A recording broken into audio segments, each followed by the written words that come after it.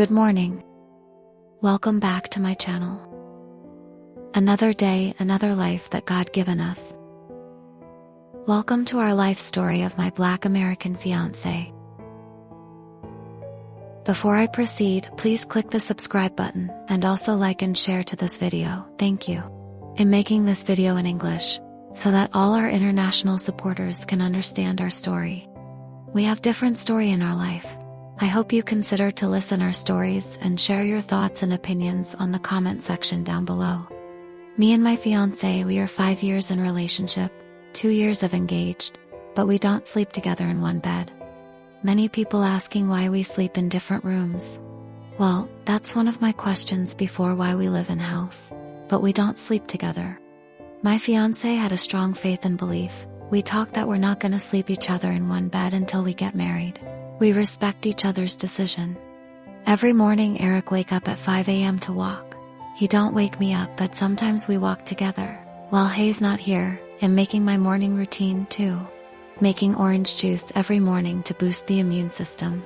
In our relationship, many people say that I am only after his money. A lot of people say that our relationship will not work due to our age gap. And many people say that I am just using Eric, that I'm selfish. People say that Eric soon will be broken, and a lot of people judge our relationship. But no matter what they say, we can make our own decisions. I am grateful to the people who are supporting our life journey and giving us advice. I admit I am not mature enough in relationships. Still, I'm doing the best I can. I made mistakes. Well, we all make mistakes, but it doesn't mean that we can't be changed. Sometimes mistakes teach us a lesson and make us try new things. In the previous year of our relationship, a lot happened. Way back in 2023, he surprised me with a big proposal. It was like a fairy tale. My family and friends were there, and we're both so happy and fell in love with each other. But later went by, and to make the long story short, we became distant to each other. Knowing each other and accepting our differences are not easy. It came to the point that we both get stressed to each other and making the relationship toxic. So I decided to break up with him and give him back the ring.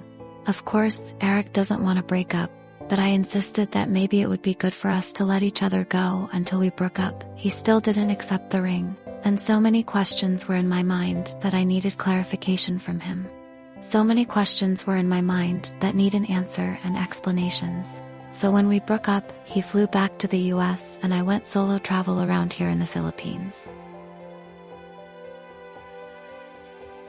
I went to Siquijor, Bohol, Cebu, Siargao, Bacolod, Iloilo, the whole island of Palawan, Boracay, Surigao, and other many islands just to make memories by myself. Solo traveling helps me a lot to be more independent and experience new things in life, and one thing that made me realize from solo traveling is that I am the only main constant for happiness in life. I learned that I'm the only one who can truly live my life and determine who I am, and that isn't dependent on others. I feel free to myself. Year 2024, while he was in the US, he kept messaging me and our communications started again. We talked and communicated as a friend. He updated and I updated. I can say this is a better way to be a friend. People say to talk to him and cut contact with each other for us to let go and move on to each other. But it is hard to do it cause Eric is very close to my family, and they have a closer bond to my family, so we stay connected to each other. Time passed by, Eric asked for another chance. I was so confused about what I can say. I feel scared that maybe that hard time when we are together will be back again. I told Eric that I don't want to go back on what happened to us before. He didn't force me to get back and rush. He respects my decisions, but still he didn't give up on me. Until time passed by, we open each other and talk about what we have a problem before. The more we are open to each other, the more our hearts feel free, and those confusions I have in my mind were being answered. After months of talking online as a friend, he decided to come back here to the Philippines to spend Christmas with my family, and he wanted to try to work us back together. December 5th, 2024, I meet him again in the airport. To the people who've been following my vlog know about it. A lot of them saying why I met him in the airport, and some saying why I still have contact with him. A lot of people saying don't go back to him. Everyone deserves a chance of friendships. When I met and saw him in the airport again, it felt awkward because of everything that happened in the past. We do hug and welcome him here in the Philippines. It was awkward, but later on, everything went smoothly. He came to my province and gave gifts to my family and relatives. It seems that Santa Claus is coming to town, that's what everyone is saying. My family is very happy to see him.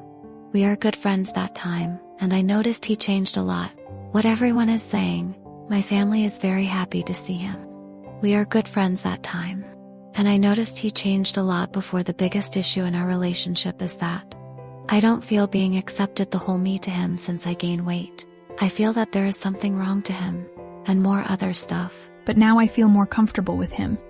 I feel more open and free to him, until he asked me again a second chance to our relationship. I'm still in denial and scared to give him a second chance, but my family and the people knows us. The one pushed me to give him another chance. I gave him another chance and he was very happy. I said to myself, if this second chance still does not work much better, we are completely off to each other. But they said a second chance is sweeter the second time, and I can say they might be right. I announced to my family and my followers that we were back together. Many people are happy, and many also are not. A lot of things have changed now since the first time we were together. I do see that open communication in relationships and understanding and accepting each other can make things work. Sometimes I do share in my vlogs what's happening in our lives and that I can read so many opinions to people. And sometimes it bothers me and ask myself, did I make the right decision in my life? We start 2025 with good memories and things just happened. We are all happy. I think it's normal for a couple that have a misunderstanding. But I think I have grown a little bit this year, because I am trying not to be so sensitive. Just like the past year when we were together. We both feel comfortable to each other. I feel his sincerity and love. But sometimes I ask and question myself, am I making the right decision to myself? I question a lot of times about our age differences. Can I be happy in the long run? Can he be happy with me? So I opened up to Eric and talked about the possibility that will happen in the future. You know, Eric is the first guy I have a real relationship with. I've been single for a long time. And I prayed to God to give me a man for me, and he sends Eric to me. But sometimes I question why him? Why our age are so big gap? Is it a sin to be in a relationship with an older man? But one morning God opened up my mind and read the Bible.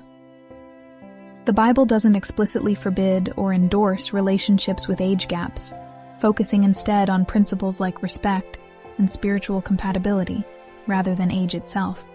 The Bible emphasizes the importance of character and inner qualities over age, suggesting that individuals should focus on finding a partner with whom they can build a strong, loving, and God-honoring relationship. I saw that with him. He is not perfect, but I can say he had a pure, kind heart. I admit I have a problem with my inner self. Sometimes I can talk about anything just to make myself out of anger or confusion, but I do feel the guilt after. People who've seen in my previous videos hate me and they don't like me anymore. Because it seems that I am the only problem in our relationship. I apologize if sometimes my behavior is not right. I'm just being honest with you that being in an older relationship is hard and question in my mind that lead me out of focus in life. But since I accepted him again and gave him another chance, I need to accept the whole him no matter how long our age gap is. Before I committed to this second serious relationship with him, I already accepted that the time would come when I would be the one who would be by his side as the years passed. The longer we are together, and I feel that he has changed a lot, the more our relationship gets stronger, and the more I can say myself that I love him. I love him not because he has money. Honestly, Eric is not rich or poor, but no matter how his financial life is, I just didn't be with him because of material things. It's because of his inner self. Before my mother passed away, she was very close to Eric. Eric courted me 9 months before, and my mother was the one who pushed me to accept Eric's courtship.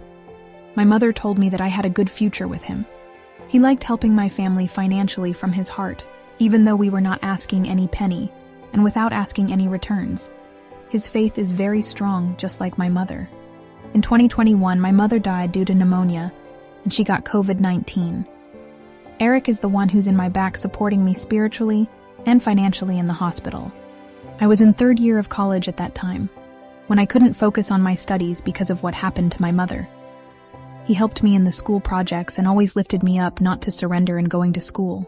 I decided before to stop schooling, but he's the one supporting me and encouraging me not to stop, that I can do it until I graduated my college life. It was so sad that my mother was not there anymore to see me walking on the stage and get my reward. Instead, I walked to cemetery and visited my mother. Being in a relationship is not easy. A lot of things that we are not compatible with each other. As I mentioned in my previous vlog, our likes and dislikes are very different. And aside from that, we can't understand each other more often. And both of us has high pride.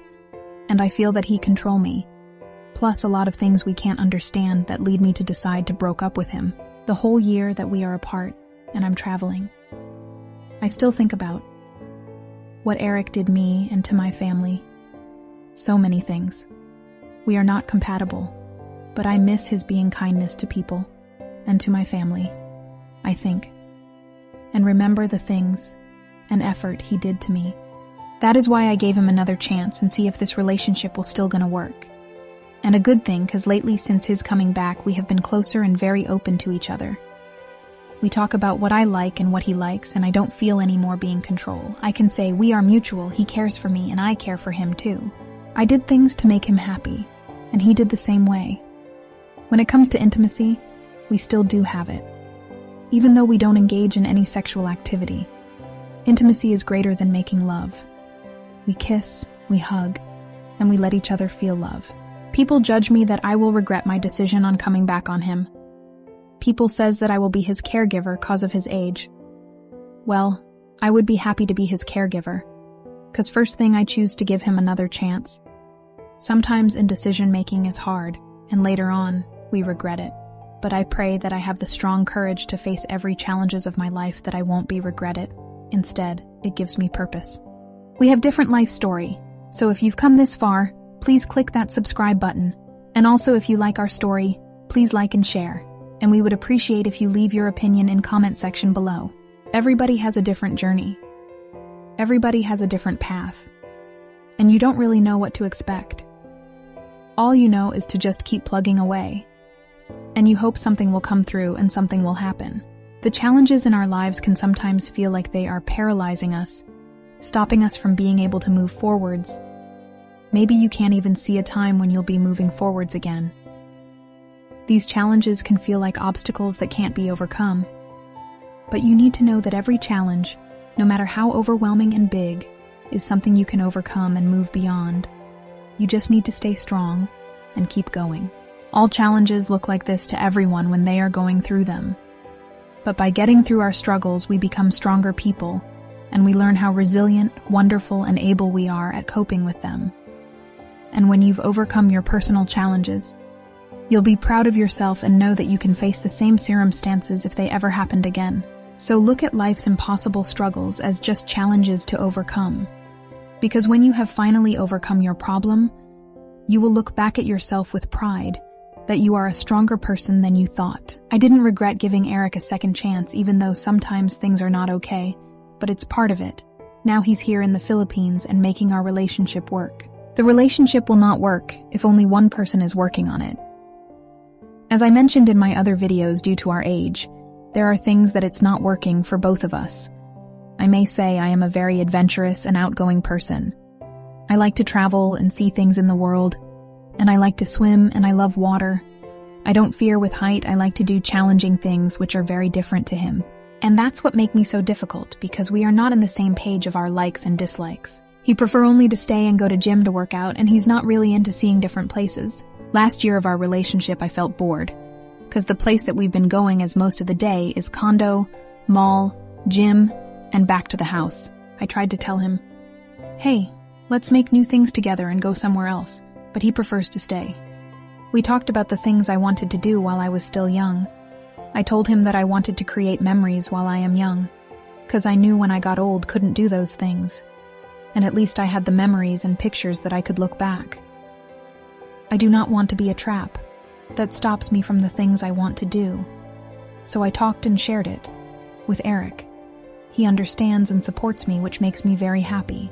For all of my sisters and all of my family, I am the one who likes doing more challenging things, and I was thinking before, when Eric was still in America, that if I'm going to give him another chance, can I be free? Or can I do the things I want to do? Good things that Eric supported me all the way. As we know, Eric doesn't like to be in the water, and he doesn't like going anywhere and seeing new things. We are just so reversed. But this second time around, our relationship works pretty good, because we do support and understand each other. People in general always conform to what society says and thinks. For example, when they see an older man and a younger woman, they have negative thoughts already about their relationship. They think that the woman is a gold digger, and the man after sex, what society thinks. Or when there's an older woman and a much younger guy, they call her a cougar, and that she has a boy toy. They also say it is all about sex. This is the world we live in. But in actuality, age is just a number. A young person can feel and act old, and an old person can act and feel young. How you feel and how you act is a state of mind. When it comes to sex, age does come into play, and if the relationship is all about sex only, it will be hard to last. But love and intimacy are much more everlasting than sex. That's why there are young couples are attracted to each other, because of the physical relationship, which is mostly sex. And that relationship usually does not last long. But a relationship built on love, kindness, caring, sharing, the intimacy has a greater chance of success. I want to mention that intercourse is not love, because people can have intercourse even if they just met, which is a one-night stand or casual sex. Making love is the deepest form of communication that forms a bond and bringing the couples closer to each other. Intercourse is very short compared to love.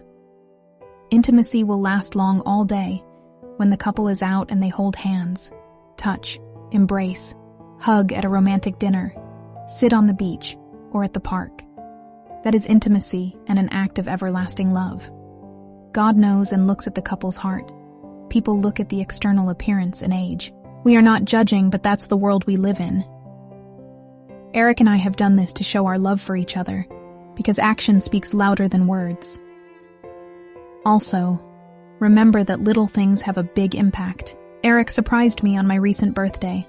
I did not have any idea that he'd been talking to my sisters and planning the surprise for me. And when I came home, the house was full of people and surprises. It felt so love, and I saw his effort. Big or small, it will matter in a relationship. Internet dating makes it much easier for people to meet domestically and internationally.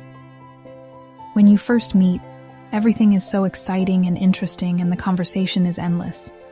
In most instances, everyone is trying to make the best impression.